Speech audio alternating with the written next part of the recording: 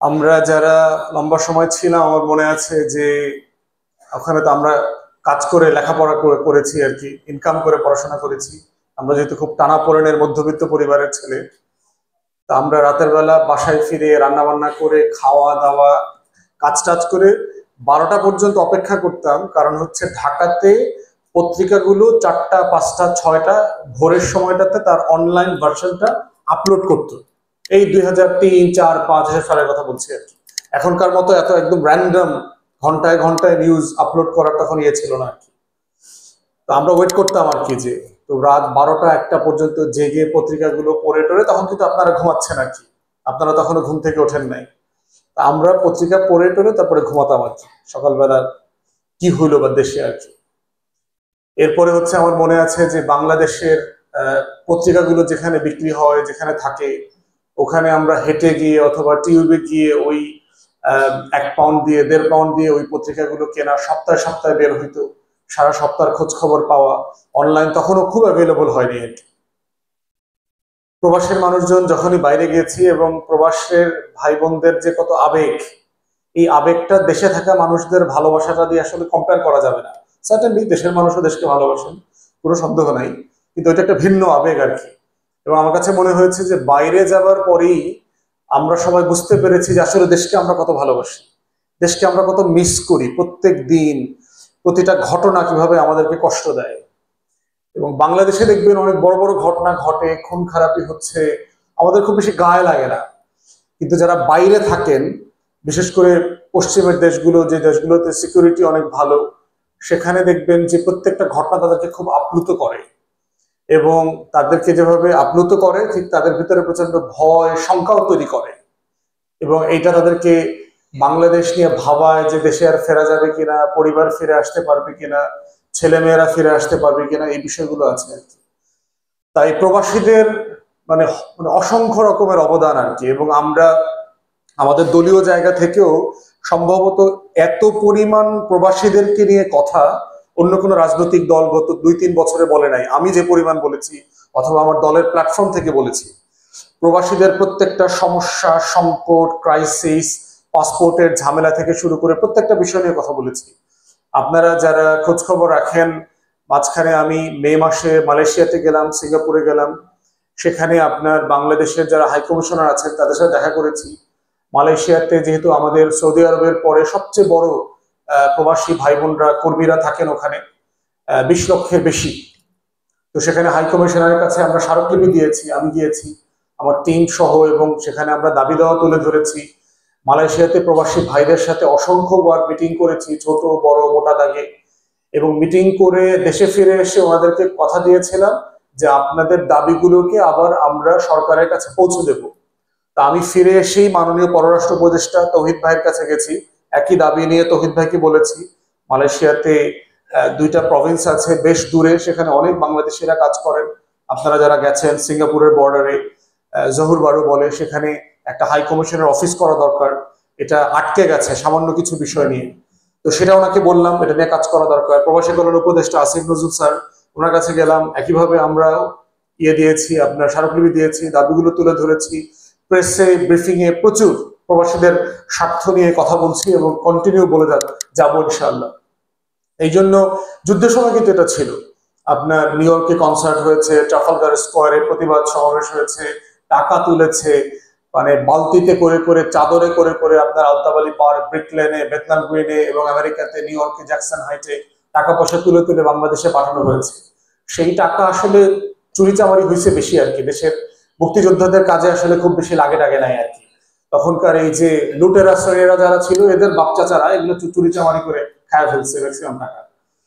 তো সেই বাস্তবতায় প্রবাসীদের হিউজ অবদান, এবং এইটা এই বছরের গণ অভ্যুত্থানে নতুন করে সবার কাছে এসছে, এবং সবাই কৃতজ্ঞ চিত্তি এটা স্মরণ করেছে। পার্টিকুলারলি যখন প্রবাসীরা আপনারা বেশ কয়েকটা ঘটনা ঘটিয়েছেন আন্দোলনের পিক টাইমে, মালয়েশিয়াতে তারা প্রতিবাদ করেছে, মিছিল করবে, সমাবেশ করবার চেষ্টা করেছে। সেখানে একজন ডেপুটি হাই কমিশনার আছেন, গত 1-2 মাস আগে ছিলেন, সাম খস্তগির নাম। তো সেই লোক লোকাল মালয়েশিয়ান পুলিশকে ফোন করে করে বলেছে যে এদেরকে গ্রেফতার করবার জন্য।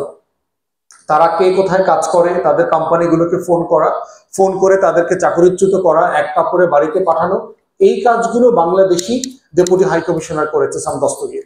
এবং আমি যখন গেলাম তখনও দেখলাম তিনি এখনো ওই পদে রয়ে গেছেন। আমি ফিরে এসে পররাষ্ট্র উপদেষ্টাকে বলেছি তাকে ডিসমিস করা হচ্ছে না কেন। উনি বললেন যে উনি দেখছেন। পরে হস্তগীরের খোঁজ খবর আমি নিতে পারিনি। তো খুবই খাস্টা টাইপের লোক আর কি, একটা ফাউল লোক। এরপরে দেখেন আমরা কাতারে দেখেছি, আরব আমিরাতে দেখলাম যে আপনারা দেখেছেন আমাদের 57 জন ভাই প্রবাসী ভাইদেরকে জেলে নেওয়া হয়েছে। প্রফেসর ইউনূসের ফোন কলের কারণে অনেককে ফিরিয়ে আনা হয়েছে, বাট তারা সবাই তো চাকরিচ্যুত হয়ে গেছেন। 27 জন এখনো আপনার জেলে আছেন। তাদের ব্যাপারেও আমি যতটুকু জেনেছি আপনার প্রবাসী কল্যাণ মিনিস্ট্রি থেকে সিরিয়াসলি নেগোশিয়েট করা হচ্ছে তাদেরকে ফিরিয়ে নিয়ে আসবার জন্য। এর বাইরে প্রায় 10,000-এর মতো আমাদের প্রবাসী নাগরিক পৃথিবীর বিভিন্ন দেশে জেলে আছেন। সেই বিষয়টাও কিন্তু আমরা রিস করেছি পররাষ্ট্র উপদেষ্টা এবং প্রবাসী কল্যাণ উপদেষ্টার সাথে, যে এইটা কিভাবে কাজ করা যায়। মারা যাওয়ার পরে লাশ ফেরত পাঠানোর একটা বড় ঝামেলা আছে। হাসপাতালগুলো থেকে এনওসি দিতে হয়, বাংলাদেশ বিমান তখন আপনার টাকা দেয় না। তারপরে হচ্ছে গরিব মানুষ কিভাবে কমিউনিকেট করবে, ভাষার সমস্যা থাকে, এমপ্লয়ারকে খুঁজে পাওয়া যায় না, মানবাধিকার লঙ্ঘনের ঘটনা ঘটছে। ওয়ার্ক পারমিট, একটা মিথ্যা ওয়ার্ক পারমিট নিয়ে রাস্তায় নামিয়ে দিয়েছে, এরপরে আর কাজে খুঁজে পাওয়া যাচ্ছে না। এরকম হরেকগুলো সমস্যা নিয়ে আমরা রীতিমতো আমাদের মানে কানে যতগুলো আসছে, গত 2 সপ্তাহ আগে আমি যেটা কেস ডিল করেছি, আপনার ছাত্র ভিসায় আমেরিকাতে নিয়ে যাবে তাদেরকে ফার্স্ট স্টেশন হিসেবে দুবাইতে নিয়ে গেছে, সবাই ছেলে। দুবাইতে নিয়ে তাদেরকে বেশ্যা আকারে কয়েকজনকে বেচে দিচ্ছে। আপনি চিন্তা করে দেখেন, একটা মুসলমান দেশ থেকে ছেলেদেরকে নিচ্ছে স্টুডেন্ট ভিসায়, নিয়ে দুবাইতে বেশ্যাপাড়ায় বিক্রি করে দিয়েছে। এবং তারা পরে বলতে পারছে না, কাজ করতে পারছে না, লেখাপড়ার খবর নাই, যাওয়ার কথা আমেরিকাতে, কোনো ফ্যামিলির সাথে যোগাযোগ নাই, এবং অনেকের বিয়ে শাদী পর্যন্ত ভেঙে গেছে, সংসার আলাদা হয়ে গেছে। তো সেই বাস্তবতায় তারা প্রায় 1-1.5 বছর পরে দেশে ফিরে আসছে। তাদের এখন বিষয়টাকে আমি প্রবাসী কল্যাণে রেফার করেছি, ওনাদের সাথে ফর্মাল কমপ্লেইন ডিল করা হয়েছে এবং তারা এখন একটা প্রসেস ডিল করছে। তো খুবই জটিল। আমাদের অনেককে আপনার মিথ্যা ভিসায় মধ্য এশিয়াতে নেবে বলে আপনার রাশিয়াতে বিক্রি করে দিয়েছে। এবং আপনি জানেন যে রাশিয়া এবং ইউক্রেন যেহেতু যুদ্ধ চলছে, সেখানে রাশিয়ার পক্ষ থেকে তাদেরকে ট্রেন করে কাপড় পরায়ে ইউক্রেনে পাঠিয়ে দেওয়া হয়েছে যুদ্ধ করবার জন্য। এইরকমও কয়েক ডজন কেস আমরা ডিল করেছি এবং আমরা এগুলো ফ্যামিলিকে হেল্প করবার চেষ্টা করছি। তাহলে প্রবাস জীবনের যে একটা কষ্ট, এইটা এবং এটার যে কত ধরন আছে, এটা শুধুমাত্র ধরেন আপনি লন্ডনের প্রবলেম হচ্ছে ভিসা পাইতে, নো ভিসা রিকোয়ার্ড স্ট্যাম্পটা করতে দেরি হচ্ছে, লম্বা লাইনে দাঁড়াইতে হচ্ছে, পাসপোর্ট ইস্যু করছে। এইটা ধরেন ইউরোপ আমেরিকাতে একরকমের সমস্যা। আবার দেখবেন একজনের নামে 3টা ভিসা আছে, আমাকে রিকোয়েস্ট করছে, ভাই আমার 7 বছর ধরে পাসপোর্ট আটকে আছে। আমি জায়গা মতো যোগাযোগ করলাম, তো বলতেছে ভাই এই লোক তো 3 নামে 3টা পাসপোর্ট করছে, এখন তারা কোনটা দিব বলেন, আপনি বলে দেন। তখন আমি তারা জিজ্ঞেস করলাম যে আপনি সব ফ্রড কাজ করবেন, আবার আমাদের কাছে সাহায্য চান। আবার দেখবেন এরা কিন্তু মিছিলে বলে বেড়ায় যে সরকার কোনো হেল্প করছে না। তো এই বাস্তবতা গুলো কিন্তু আছে, এখানে অনেক জটিলতা আছে। মানে এটা শুধু খুবই ওভার সিম্পলিফিকেশন করবার সুযোগ নাই যে এইটা হচ্ছে না, অথবা এইটা করার চেষ্টা করছে সরকার সাহায্য করছে না, ব্যাপারটা এরকম না। তো সামগ্রিকভাবে মনে হয়েছে যে আমাদের সচেতনতা যথেষ্ট ঘাটতি আছে। তারপরে হচ্ছে প্রবাসীদেরকে নেবার ব্যাপারে যে সিন্ডিকেট তৈরি হয়েছে, যেটার সাথে আমলারা, রাজনীতিবিদরা, তারপরে হচ্ছে করাপ্ট একটা সিন্ডিকেট আছে, ব্যবসায়ীরা সব মিলেছিলেন। এবং মাঝখানে আমরা দেখলাম যে প্রায় মালয়েশিয়ার মার্কেট ওপেন করবে, লাখখানেক শ্রমিক নেবার কথা ছিল। তো 50% to 60%, 50 থেকে 60,000 বাংলাদেশ থেকে নেওয়ার কথা। তাদের যে 19টা ক্যাটাগরিতে তারা নেয় 14-15টা দেশ থেকে, এবং তাদের ক্যাটাগরি ওয়াইজ আবার দেশ ভাগ করা থাকে। যেমন সিকিউরিটি গার্ড, এটা পুরোটা মালয়েশিয়া নেপালকে দিয়ে দিয়েছে। এবং নেপালের উপরে, বার্মার উপরে, ভুটানের উপরে তারা অনেক হ্যাপি, কারণ তারা এটা প্রসেস করতে পারে খুব তাড়াতাড়ি। $300, $350, $500 নেপাল থেকে মালয়েশিয়া চলে যায়।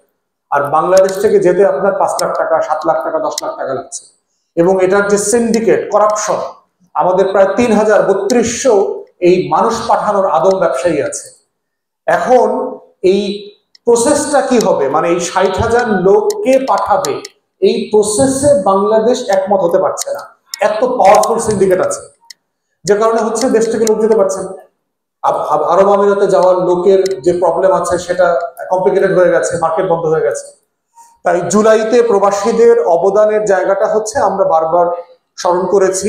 এটা এখন স্মরণ করার জায়গাটা হচ্ছে রাষ্ট্র আকারে আমরা বাংলাদেশ এবং অন্তর্বর্তীকালীন সরকার প্রবাসীদের পাশে কিভাবে দাঁড়াবো, তাদের কষ্টগুলো ভোগান্তিগুলো কিভাবে দূর করব, অ্যাড্রেস করব, এটা হচ্ছে আমার ব্যাপার। আমি খুব বেশি নস্টালজিক না। আমাকে অনেকেই বলে যে ভাই এই 36 দিনে আপনার 36 গত বছরের কোনো ভিডিও, বক্তব্য, পোস্ট আমি শেয়ার করি, আপনি শেয়ার করেন নাই। আমার তো অনেক ছবি আছে গত 36 জুলাইয়ের। আমি 36 জুলাই আমার প্রোফাইলটা কালো লাল করছি কালকে মাত্র, আগেও করি নাই। কারণ এই ইতিহাস বেচা, নিজের ছবি বেচা, নিজের ভিডিও বেচা যে চেতনার রাজনীতি, এটা খুব বাজে জিনিস। আমরা বোঝার চেষ্টা করতেছি রাজনীতিটা হলো একটা ইভেন্টকে বাস্তবে কিভাবে রূপান্তরিত করা যায়, একটা ফোর্স আকারে ট্রান্সফর্ম করা যায়। অ্যাসপিরেশনটা কি, স্বপ্নটা কি ছিল, আকাঙ্ক্ষাটা কি ছিল? মানে আমরা কি শুধু অতীতের গল্প বলবো আর কান্নাকাটি করব আর মাতম করব শিয়ালের মতো? দেখছেন না খালি ওই যে পিঠ চাপড়া ইয়া হোসেন যুদ্ধের সময় কিন্তু যুদ্ধ করতে যায় নাই। হোসেন যখন কারবালায় গেছে তখন কারবালার লোকরা কি যুদ্ধ করতে আসছিল ওনার সাথে? কেউ কিন্তু যুদ্ধ করতে যায় নাই। তো যারা যুদ্ধ করতে যায় নাই সেই ফলোয়াররা সারাদিন এখন পিঠ চাপড়ায় আর হাই হোসেন করে। বাঙালির ভিতরে ইয়া হোসেন কালচার আছে, দেখবেন ইয়া হোসেন তত্ত্ব আছে। খালি হাই হোসেন, হাই মুজিব, হাই জিয়া, এইখানে খালি দেখবেন খালি শোক করে, খালি শোক করে।